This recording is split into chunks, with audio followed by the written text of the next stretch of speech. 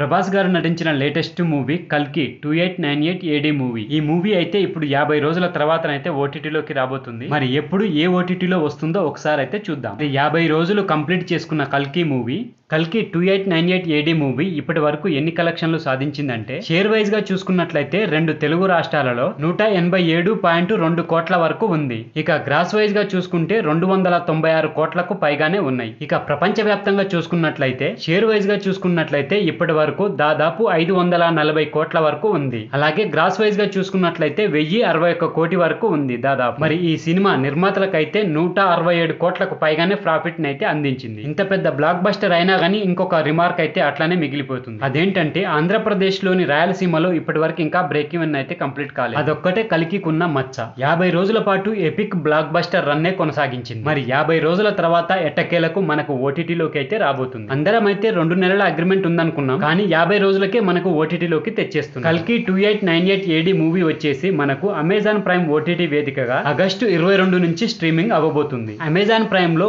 Only Telugu, Tamil, Kannada, మలయాళ language లోనే release అవుతుంది. Hindi language వచ్చేసి సేమ్ డేట్న మనకు నెట్ఫ్లిక్స్ లో రిలీజ్ అవుతుంది. సో మరొకసారి కల్కి వరల్డ్ లోకి వెళ్ళొచ్చు మనం అందరం. సో ఫ్రెండ్స్, ఇది కల్కి మూవీకి సంబంధించిన ఓటీటీ రిలీజ్ డేట్ వీడియో. ఈ వీడియో కనుక మీకు నచ్చినట్లయితే నా ఛానల్ని తప్పకుండా సబ్స్క్రైబ్ చేసుకోండి. Thank you friends. మళ్ళీ ఒక మంచి వీడియోతో మీ ముందుకు వస్తా. అంతవరకు బాయ్.